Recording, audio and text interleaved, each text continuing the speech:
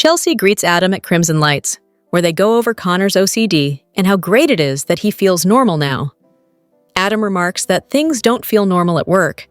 His father wants to make someone's life a living hell. Chelsea learns that Victor is going after Kane, and someone could get caught in the crossfire. Adam breaks the news that Billy may be aligning himself with Kane, not only against their family, but his own as well. Victor witnessed them put their heads together in France. This is not a war Billy can win. Somebody has to call his bluff. He might know what Kane is up to. Adam warns that Billy is part of an attack on their family, and Victor has no choice but to deal with that threat. Chelsea concedes that Victor has the right to defend himself and go after Kane, but she'll need proof that Billy's involved before she signs off on an attack on her ex. Adam's not sure how he would get proof. He has to strike preemptively. Chesley thinks she can get Billy to be honest with her. She can be a voice of reason for her ex and convince him not to resort to subterfuge. Adam's irked that she always comes to her ex's defense. She's not seeing him for who he really is. Billy's out for blood. At the ranch, Victor calls Kane and mocks him for wanting to go to bed early. "Come and see me at the ranch tonight." In Kane's suite, he hands Phyllis a drink, and she wants to know their next move. He says curiosity killed the cats. She quips that she's already used up her 9 lives. Kane toasts to an exciting and unexpected collaboration. Sipping, Phyllis compliments Kane's Negroni, and they discuss her journey to connect with him. He remarks that he's definitely drawn to her assets. They spar verbally about manipulation, and Phyllis warns that no one plays her and gets away with it. She's been used too many times. Kane questions her about honesty, and she balks. Kane assures her she's passed his test, but warns he'll continue to challenge her every single step of the way. Phyllis gets why Kane is reluctant to trust anyone. She mentions Billy firing her. And Kane says the abbot will have his own tests to pass. Phyllis asks if Kane trusts anyone. Kane says his father taught him the core of any con is trust. This is about him giving her his. She asks if he's conning her right now, then decides they want something from each other. Kane says they'll have to trust one another. Phyllis asks which poor soul they'll give their confidence to first. Kane gives her a cheeky grin. They agree this is going to be fun. When Kane alludes to her as an employee, she's offended. He warns her to stay in her lane. She doesn't do that business jargon. Let's do real talk. Kane wants her to use her computer skills to hack into Jabot's servers. How about Newman Enterprises? Chancellor, Winters? Phyllis asks what they'll do when they get inside. He smiles. We're going to do a little shopping.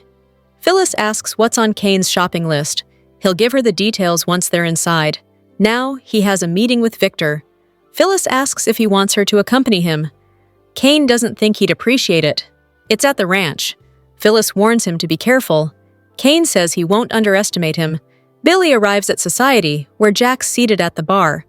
Puzzled that he hasn't heard from Kane about a buyout yet, Jack asks if Billy's had a change of heart and admits he's a little bit hurt by his brother. Billy confesses that he hasn't yet decided about moving ahead with the buyout. Jack prods to find out what's going on with his brother and asks if he's met with Kane. Billy tells him their meeting was derailed by Jill. He reveals that she knew Kane was Dumas. He doesn't think she was aware before she sold Chancellor to Victor. Jack learns the conversation didn't go well. She's upset that he didn't reach out about Chance, but he thought it was up to Kane given he was responsible. It's an untenable situation, Jack. Jack can see this weighing and asks how Jill found out about Kane's alias. Billy chuckles that she went to the chateau to visit Colin on his deathbed. He bellyaches about his mother choosing Kane over him. Billy continues the pity party, complaining about Jill connecting with conman Colin and not him. Talk turns to John Abbott briefly before Billy complains that Kane's taken over his mother's life again. Jack can see this is tearing him up. Billy will still do what he needs to do. He'll get Chancellor back with or without Kane. Jack senses he knows Kane's plan. Billy does, and things in Genoa City are about to get very ugly. Billy warns Kane is making big moves. He's not just targeting Jabot and Chancellor, he also wants Newman and Winters. Jack reels. Billy says he's going to wrap everything up under one umbrella, using a Kane-la train euphemism. Jack says they'll have to derail his plans. Billy warns he's not alone. He has a soldier cheering him on. "It's Phyllis," Jack rants about Kane having the money and audacity to make this play. Jack wonders why he'd tell Billy that Jabot is a target. Billy says he gave him one really good reason not to. If that conversation hadn't gone as badly as it did with Jill, he might have kept him in the dark. Jack fumes. "Please tell me I am wrong.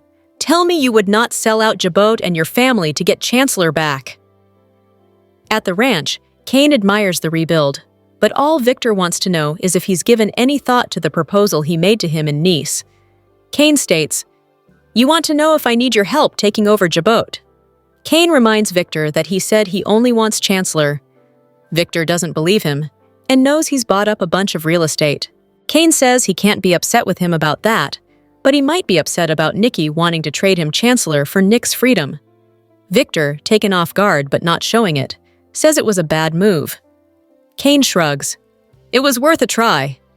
Victor wants him to focus on taking Jabot, not Chancellor.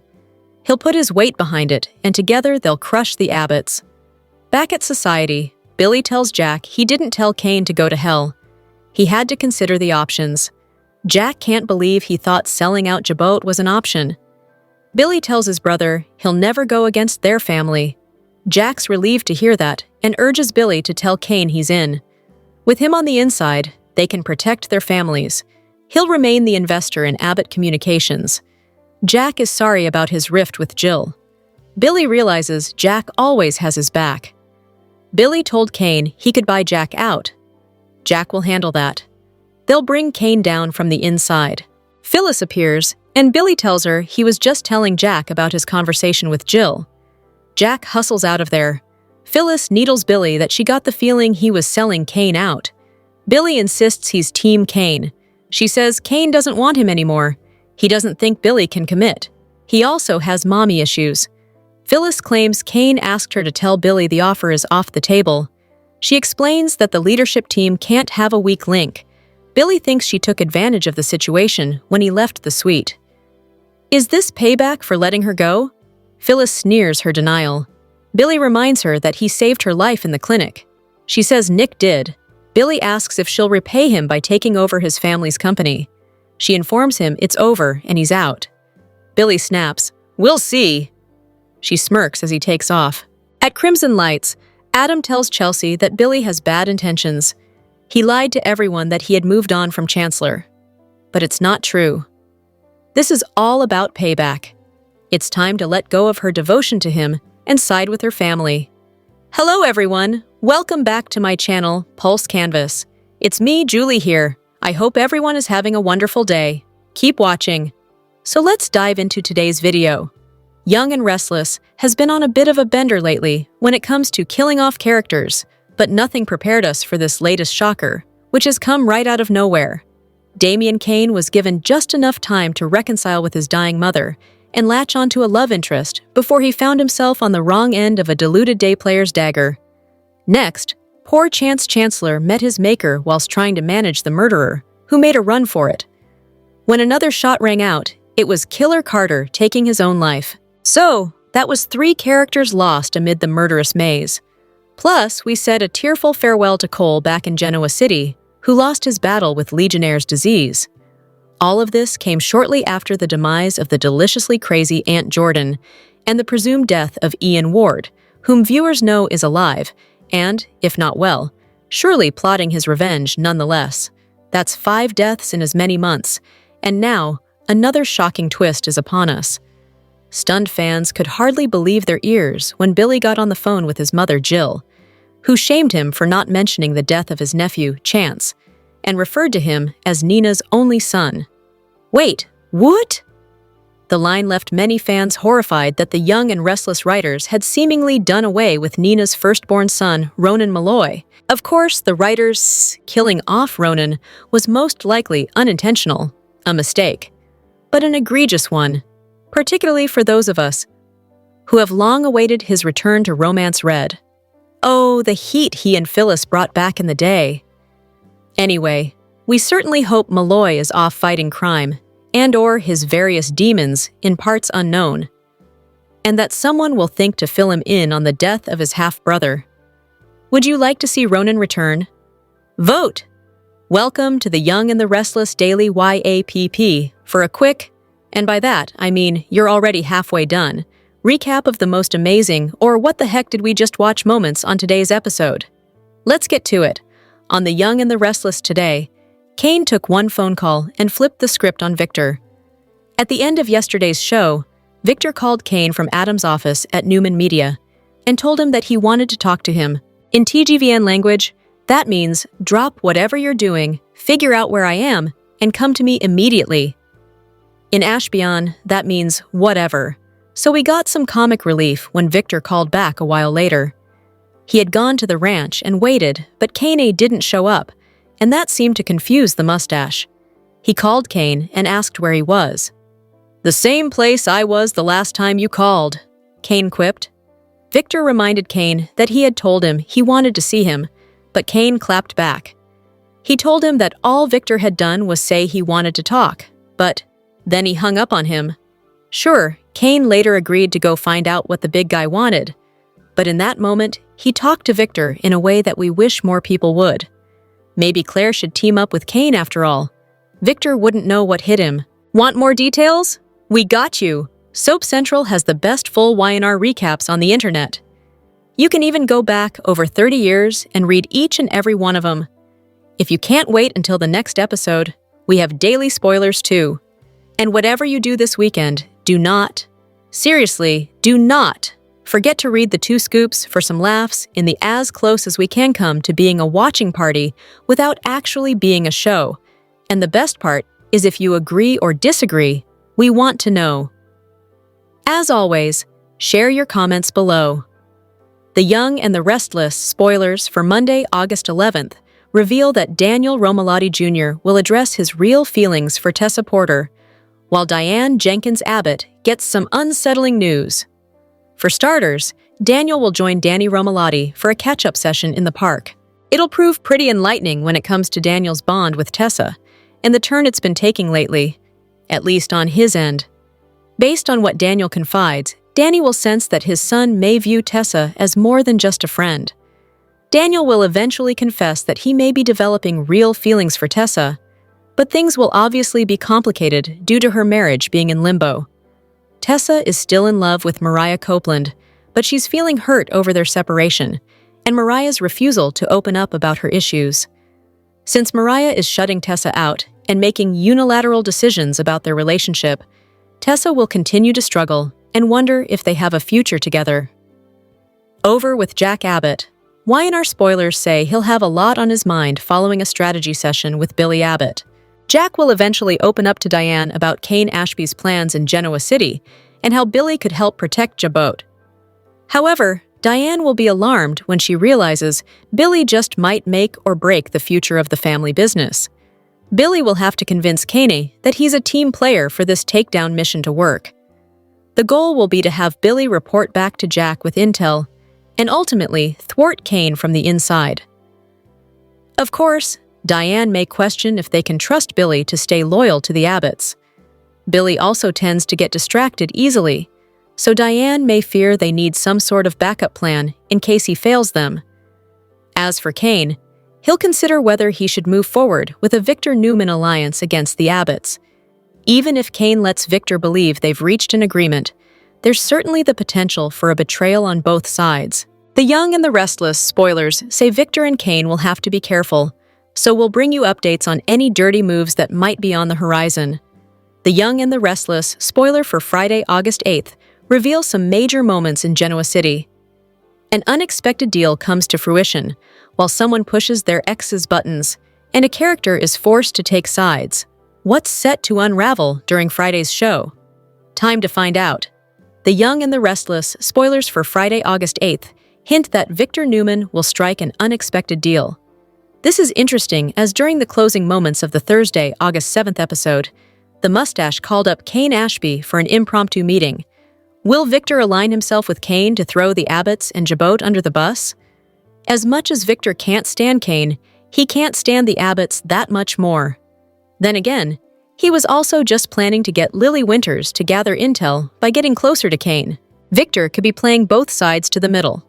Across town, Phyllis Summers will push Billy Abbott's buttons.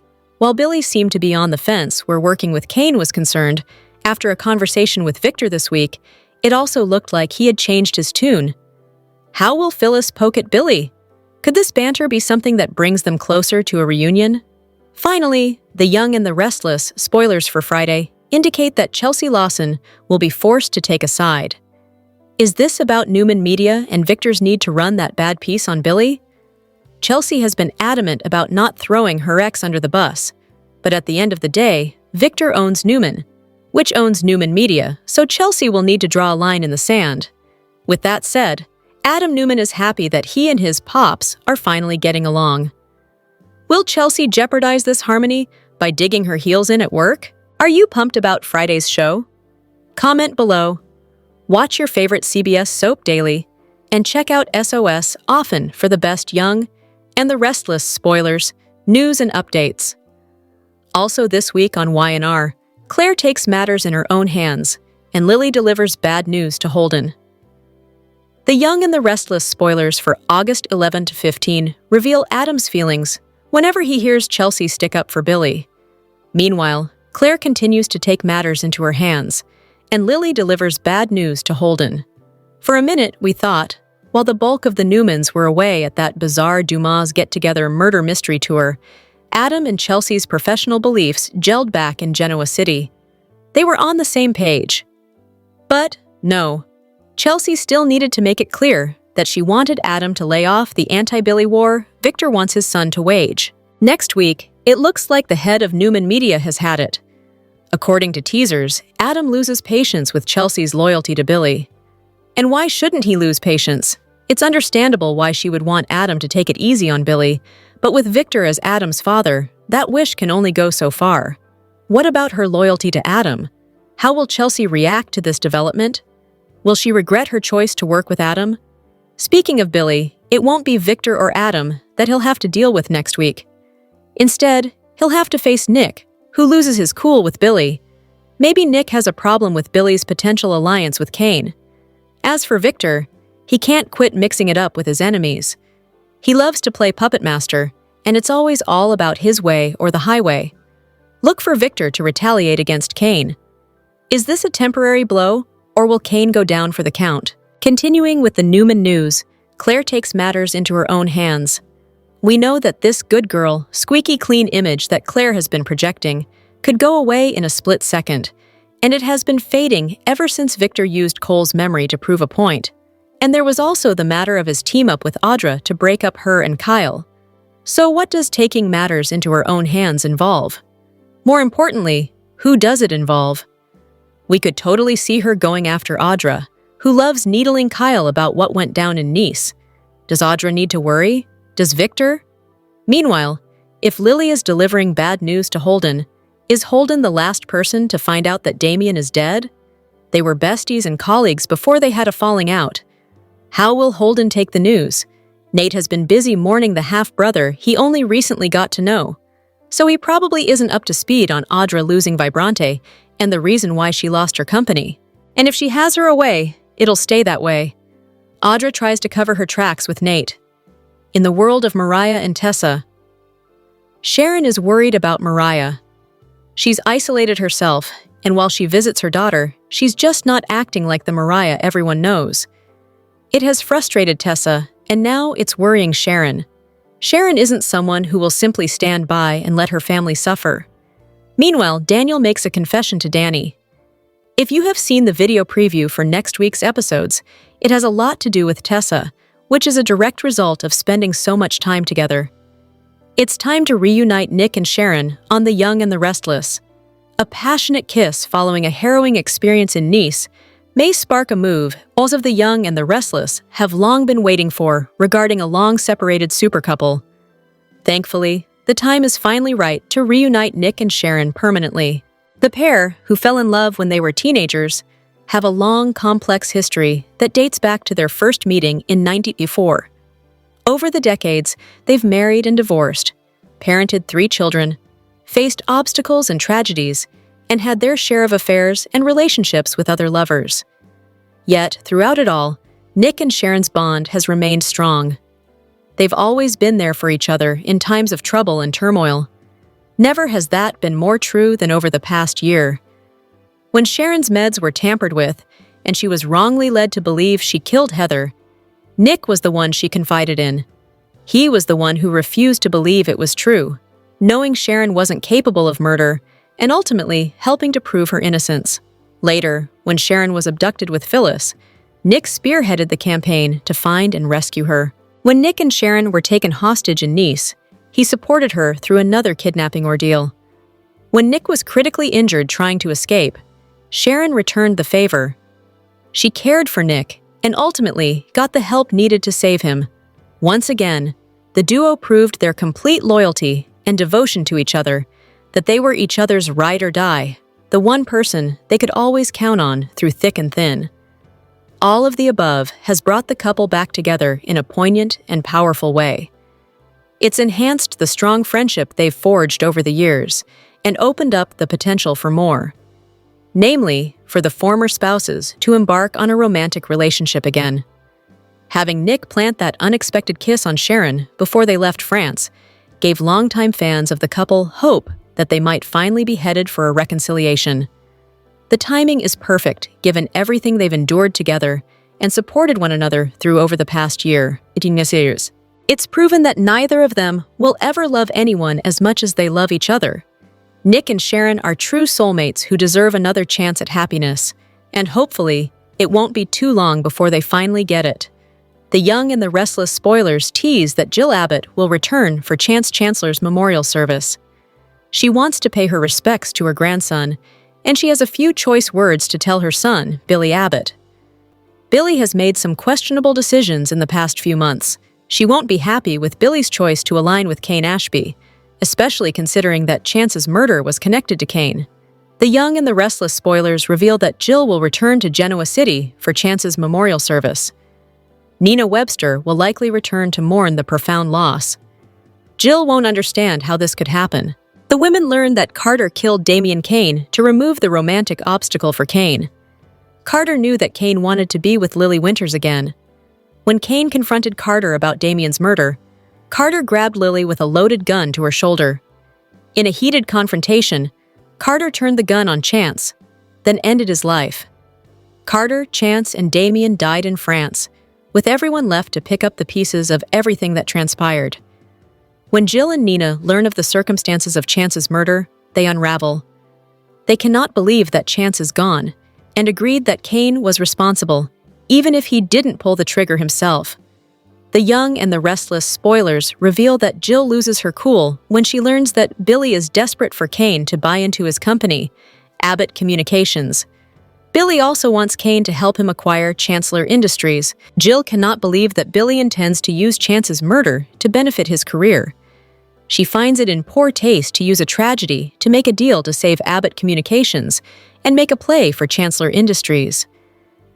She learns that Billy told Lily that his business dealings with Kane were his way of honoring Chance. The thought of Billy stooping that low makes his mother's stomach turn.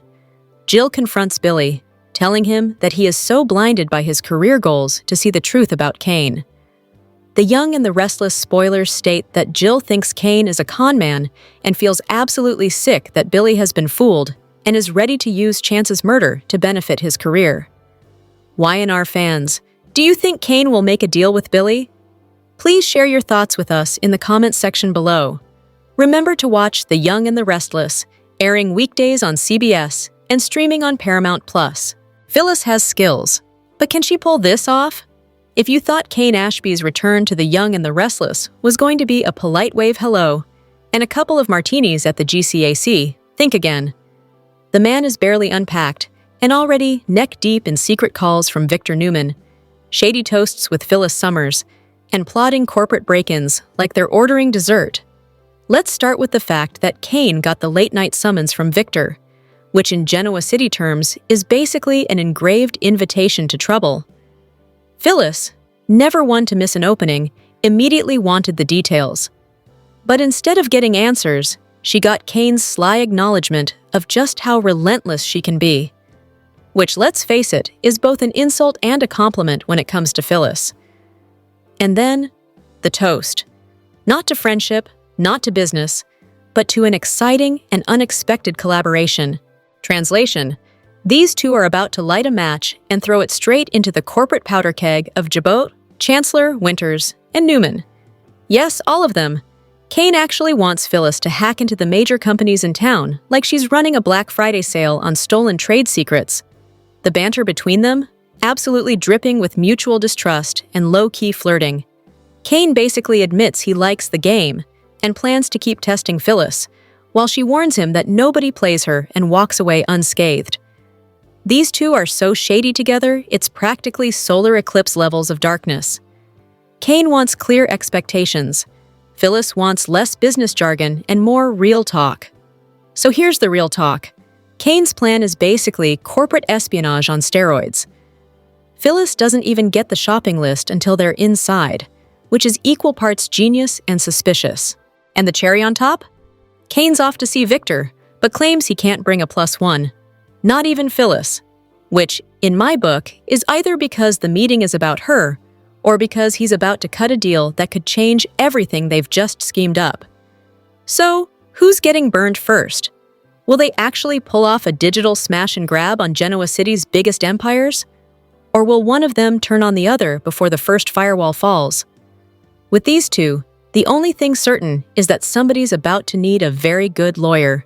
In the upcoming episode of the CBS soap opera, The Young and the Restless, airing from August 11th to 15, 2025, things heat up in Genoa City as trust is tested and alliances change. Jack turns to Victoria for help, Sharon worries more about Mariah, and Victor targets a new enemy. At the same time, secrets and betrayals begin to cause trouble for several relationships. From heated arguments to heartfelt moments, the drama is non-stop. Phyllis shares a shocking secret with Daniel, Claire takes control of her own life, and Victor shows no mercy toward Kane. By week's end, tensions run high as Adam, Chelsea, Nick, and Sharon all face moments that could change their lives. At the beginning of the week on The Young and the Restless, Nikki recently suggested that Jack work with Victor, but Jack surprises everyone by turning to Victoria instead. This puts even more pressure on Kane, as Jack's plans start closing in on him. Sharon gets worried about Mariah, knowing her daughter's dark secret is hurting her marriage. Meanwhile, Lily shares upsetting news with Holden, leaving him shocked about what happened with Damien. Phyllis tells Daniel a secret he wishes he didn't know.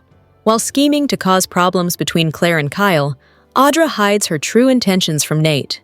Determined to take charge of her life, Claire makes a bold move, starting a new chapter for herself.